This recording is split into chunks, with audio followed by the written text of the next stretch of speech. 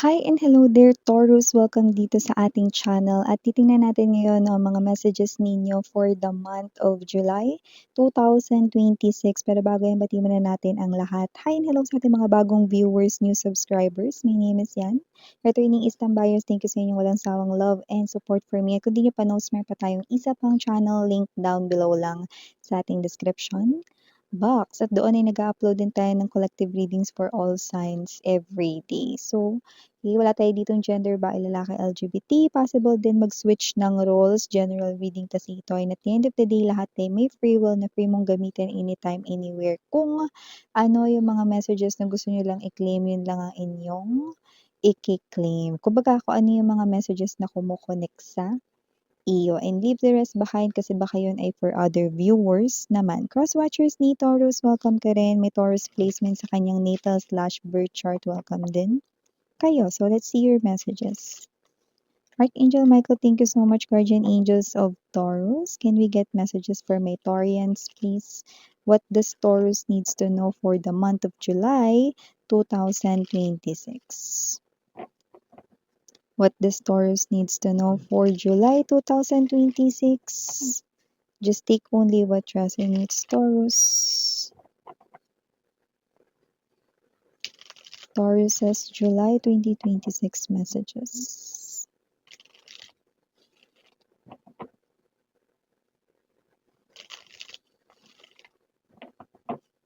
Okay, so let's go ahead and check this mga mensahe para sa'yo, Taurus. So, tingnan na natin. Meron ka ritong Knight of Cups. Love offer. Meron ka rin ditong Three of Coins energy. Seven of Cups, Ace of Coins, Queen of Coins, King of Cups, Page of Coins para sa bottom of the deck, the Tower. Yan, may bigla ditong darating sa life mo, mga babes, no? Itong person na to, no, ay younger than you sa age, no? This is appearing here as someone you love. Maaaring itong person na to ay malakas ang kanyang appeal or charming siya. This person here, alam mo yung parang pag nag-post siya, ang dami agad nagla-like or wala pang isang buong araw, ang dami na agad likers. Ang dami na nag-heart doon, no? So, nakita natin dito that whoever this new love appearing here sa inyong life, this is someone here na bigla na lang ditong darating sa life mo. No? At maaaring makilala mo ito because of your work. No? At ito pa, ang specific clue, hindi mo siya maaaring maging katrabaho pero makikilala ka niya dahil sa trabaho mo. Yan, kung ano yung profession mo, ano yung way of earning a living mo. Ay, minsan wala akong trabaho pero may negosyo ako. Pasok, pasok ko yun, no? So, pwede yun mga babes. Malay mo, bumili siya sa'yo. Okay, nagtitinda ka ba or may services ba yung negosyo mo, mga ganyan, or you're selling products, items, yan, pasok din yan sa banga. So, maliban din dyan, na nakita rin tayo dito ng energy, no, na meron pa ditong isa pang new love messages, no. So, yung iba dito, pwedeng dalawa yung options mo rito sa love, na yung isa younger than you, isa naman medyo kaedad mo lang, di nalalayo sa edad mo. Baka meron lang kayong 1 year apart at nakikita natin yun dito. Okay, kung sino naman yung pangalawa, nakikita natin na itong person na 'to 'no, ay someone dito na, ah, alam mo yung energy ng parang gano'n din sa isa na medyo malakas din yung kanyang appeal 'no, at charming. Pero itong isa naman na ito 'no, medyo may pagka-ano siya, shy type siya 'no, may energy siya rito 'no, na parang 'pag hindi niya ka-close, hindi niya pinapansin 'no. So, sa iba appearing siya as somewhat suplado or suplada. Gano'n yung energy niya. So, parang yung isa kasi medyo nakikita ko lively 'no, nakita natin dito na parang hindi sa parang flirt siya 'no or pinapansin lahat ng mga may gusto sa kanya 'no, hindi 'no. Pero siya yung energy ng hindi ka niya dededmahin. Kung kinausap mo siya or whatsoever 'yan 'no, magpapakita siya sa'yo ng energy ng pagiging approachable, helpful. Unlike dito sa isa 'no, medyo ano siya, ilag siya rito sa mga tao 'no, kahit na medyo siguro physically attractive siya or medyo parang may itsura ito or malakas yung appeal 'no, siya naman parang may energy kasi siya rito ng mahiyain siya masyado. Hindi siya gano'n ka-sociable 'no, and it looks like gusto ka niyang maging friend, ayan 'no. So maybe this person right in here 'no, ay someone na lumaki sa puwedeng province-like or baka naman hindi province-like pero parang puwedeng siya yung only child or parang lumaki siya as someone na small yung circle ng friends, gano'n 'no. So, nakita ko naman yun dito, okey. Kaya parang iniisip ng iba may energy siya ng pagiging suplado or suplada pero hindi talaga. Parang ano lang siya, kinakausap niya lang talaga yung mga taong komportable siya 'no, and ikaw, hindi naman kayo as in friend pa, pero gusto ka niyang maging friend kasi nga meron siyang gusto sa'yo.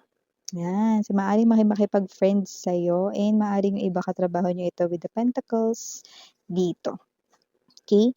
Or kung hindi, maaaring makilala mo siya sa isang katrabaho mo. Baka friend siya ng colleague mo or coworker or baka naman 'no, nandiyan din siya sa inyong same workplace. Maliban din diyan, maaaring bumalik ka na sa trono mo, sa iyo ritong trabaho with this Queen of Coins, you know. Kasi kung ano man ito na maaaring nire-reclaim mo yung posisyon mo rito kasi parang meron ditong energy ng nitong mga nakaraang buwan parang hindi masyadong maganda yung pasok or dating ng money sa'yo na pero mare-reclaim mo na ang posisyon mo. Mas magiging grounded ang iyo ritong money Taurus 'no, sa July at makikita mo rito yung pagbabago 'no. Makikita mo na bumabalik na ulit sa dati rito 'no, na pasok ng money. You are not really someone na gusto mo malaki agad yung pumapasok na money sa'yo 'no. Pero nakita mo kasi rito na parang nitong mga nakaraang buwan hindi masyadong maganda yung flow ng negosyo mo 'no, kung negosyo man 'yan or sa iyo ritong work na maaaring mas marami yung nilalabas mong money kumpara sa nase-save mo 'no. But this July, may pagbabago diyan 'no. This is big money, so maaaring makabawi ka na sa pag-iipon, sa pagse-save or maaaring meron dito na parang alam mo yun, biglang pasok rito ng money kung negosyo naman 'yan. So, nakikita natin dito 'no, na ikaw ito na mas mapapanatag ka. In other words 'no, describing this, mas mapapanatag ka rito sa iyong kaperahan lalo na yung iba sa inyo kayo ang provider sa inyong family, puwedeng breadwinner but doesn't have to be. Baka meron din kayong responsibility sa inyong home 'no, kumbaga isa rin kayo sa inaasahan sa inyong home, 'yan 'no. So, maliban din diyan, may energy rin dito ng tutulong sa'yo when it comes to, your problem right in here 'no. Parang meron ka ditong problema, hindi mo alam kung saan 'yan makikita, matatagpuan o puwedeng related sa trabaho mo 'yang problem na 'yan. Maybe you're asking for suppliers or whatsoever 'no. There is someone here na nakikita ko rito makakatulong sa'yo at maaaring maging kaibigan mo siya 'no. Nakakausap-kausap mo siya pero hindi mo siya friend.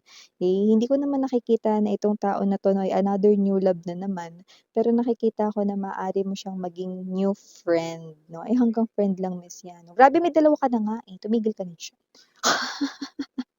Hayaan mo na maging friend mo itong ikatlo, ano.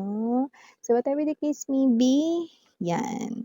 Maliban din diyan nakakita rin ako ng energy rito na marami kang matatanggap rito na mga mensahe sa loob rito ng iyo ritong inbox. Hindi lang sa email, pati na rin sa iyong chat at text inbox. So nakikita ko rito 'no na 2 o 3 diyaan ang good news. Lahat 'yon 'no, 2 o 3 doon ay good news. Kaya nakikita ko ditong papalakpak hindi lang ang tenga mo, kundi pati ang ngiti mo rito 'no ay aabot din talaga lampas tenga. Baka manlibre ka pa, 'yan 'no, kung sino man yung kasama mo 'pag natanggap mo ang mensaheng iyan. Okay, sorry about that commercial mga babes. So tuloy na natin yung pinag-uusapan natin ng taray. Congratulations in advance na agad, 'di ba? So nakikita natin dito 'no, na merong 2 o 3 good news kang mare-receive 'no.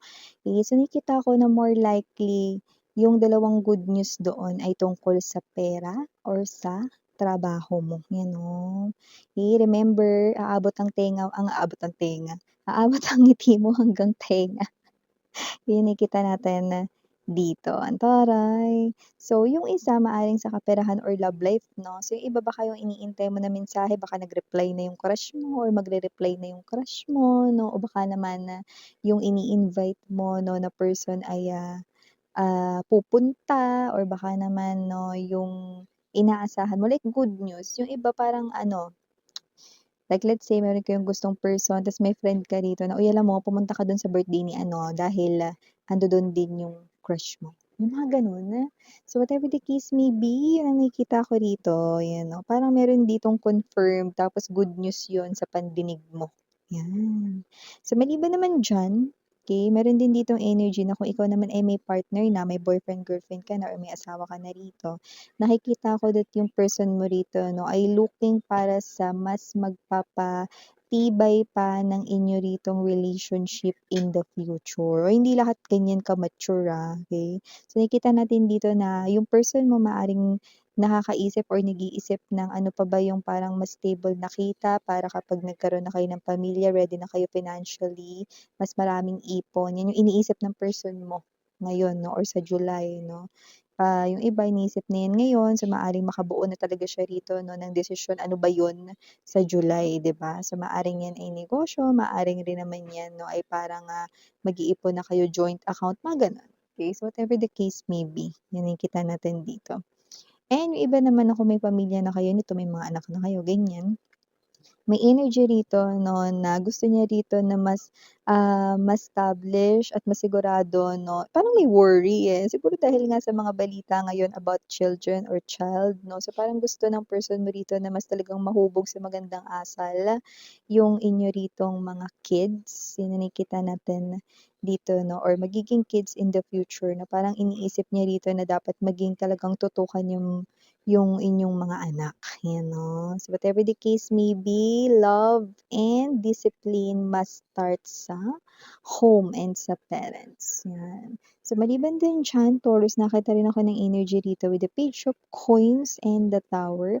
Maaaring meron ditong person na lumapit sa'yo, ikaw talaga ang sadya niya. Maaaring ito ay may kinalaman sa dagdag kita, sideline or racket, yan 'no. Uy, alam mo mare, alam ko, magaling ka dito, baka gusto mo naman 'tong ano, yan 'no. Ano ba yan? O sige, parang may energy rito na ikaw yung sadya ng isang person, tapos nakikita ko na ito ay gagawin mo hindi dahil kikita ka lang dito kundi interesado ka talaga dito 'no. Yung iba maaaring matagal-tagal mo na 'tong hindi nagagawa pero yung talent hindi nawawala sa'yo. Like let's say baka may kinalaman yan sa creativity, sa drawing 'no, magaling ka pa rin diyan kahit wala kang practice kasi parang yan ay natural na sa'yo 'no. Iba naman baka naman yan ay may kinalaman rito sa singing 'no or whatsoever, parang, isa na yang innate na talent sa'yo na kahit hindi mo practicein lalabas na lang 'no, and meron ditong nakaka-remember ng talent mo na ganyan. So, ma-e-enjoy mo na 'yan, kikita ka pa, ayan 'no. So, maaari ngayong July nagniningning ang mga gintong barya. So, ibig sabihin money changes rito ay very positive sa iyong energy this July 2026 'no, plus meron ka pa ritong option sa love 'no, meron ka ritong love life here, yan. So, ito yung mga nakuha nating messages para sa'yo, Taurus. Again, I'm Yuriana Ani Perdigosin, yan. Nandun ako for the boys, saranghayo, love and light, yadra. Annyeong.